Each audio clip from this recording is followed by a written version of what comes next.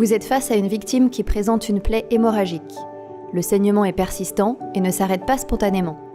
Dans un premier temps, demandez à la victime de comprimer l'endroit qui saigne ou réalisez vous-même cette compression, protégée par vos gants à usage unique, et aidez-la à s'allonger. La compression manuelle s'effectue rapidement et facilement, quelle que soit la localisation de la plaie. Appuyez fortement sur l'endroit qui saigne avec la main en y interposant le plus tôt possible plusieurs compresses, un pansement ou une épaisseur de tissu propre. Votre compression est efficace si le saignement est arrêté. Maintenir celle-ci jusqu'au relais par un pansement compressif. Vous devez maintenant poser le matériel adéquat pour stopper durablement l'hémorragie tout en vous libérant de la compression manuelle. Pour ce faire, reportez-vous aux vidéos hémorragie externe, le pansement compressif d'urgence et hémorragie externe, garrot et gaz imbibé de substances hémostatiques. Dans notre cas, vous poserez un pansement compressif qui s'avère efficace. Administrez de l'oxygène au moyen d'un masque haute concentration si la saturation est inférieure à 94% ou s'il est impossible d'avoir une mesure fiable.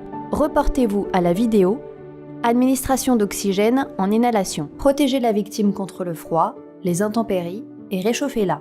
Reportez-vous à la vidéo technique de réchauffement d'une victime. Transmettez le bilan d'urgence vitale et appliquez les consignes reçues. Réalisez un bilan complémentaire à la recherche d'autres signes et lésions. Lors de la prise de constante, vous pouvez être face à différentes situations.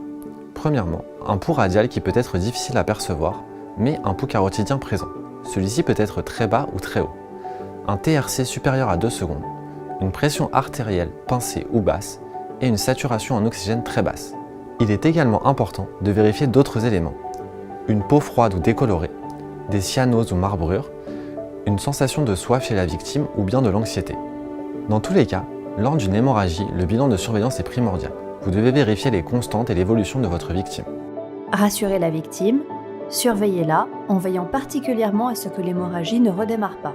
Si la victime présente une fracture ouverte avec un morceau d'os visible ou un corps étranger dans la plaie, n'y touchez pas car ceux-ci peuvent limiter le saignement. Si le saignement reste massif, réalisez la pose d'un garrot.